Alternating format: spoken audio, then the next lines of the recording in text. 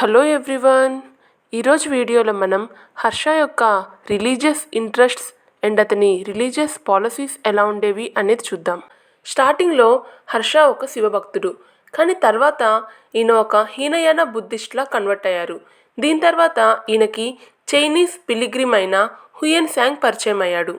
హుయెన్ song హర్షవర్ధన్ని Mahayana బుద్ధిజంలోకి convert చేశారు. పర్సనల్గా ఏ రిలీజియన్ని follow అయినా కానీ హర్ష తన రాజ్యంలో మటుకు అన్ని రిలీజియన్స్ని సమానంగా చూసేవారు. అంటే అతను టాలరెంట్ రిలీజియస్ పాలసీనే ఫాలో అయ్యేవారనమాట. హర్ష యొక్క రాజ్యంలో animal food and animal killing రెండు నిషిద్ధం.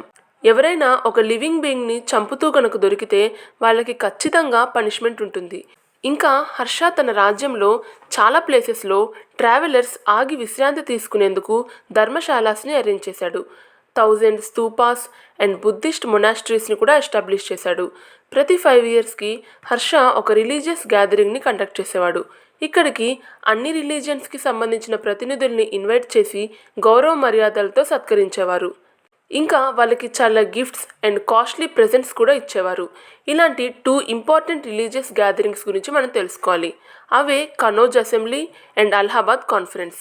కనౌజ్ అసెంబ్లీని హర్ష తన రూలింగ్ టైంలోని లాస్ట్ కొన్ని ఇయర్స్లో కండక్ట్ చేశాడు. ఇక్కడికి అన్ని రిలీజియన్స్కి సంబంధించిన రిప్రజెంటేటివ్స్ని పిలవడం జరిగింది. వారితో పాటు చాలామంది రాజులు కూడా దీనిలో పార్టిసిపేట్ చేశారు. కనౌజ్ అసెంబ్లీకి ఇంచుమించు 20 కింగ్స్ దాకా వచ్చారు అని చెప్తారు. ఇంకా నలంద యూనివర్సిటీ నుంచి 1000 స్కాలర్స్, 3000 హీనయానిస్ట్స్ అండ్ మహాయానిస్ట్స్ కూడా అటెండ్ అయ్యారు. అలానే 3000 మంది బ్రాహ్మిన్స్ అండ్ జైన్స్ కూడా ఈ అసెంబ్లీకి అటెండ్ అయ్యారు. కనౌజ్ అసెంబ్లీ మొత్తం 23 డేస్ జరిగింది. ఇక్కడికి హుయెన్ సాంగ్ వచ్చి మహాయాన వాల్యూస్ని ఎక్స్ప్లెయిన్ చేశారు.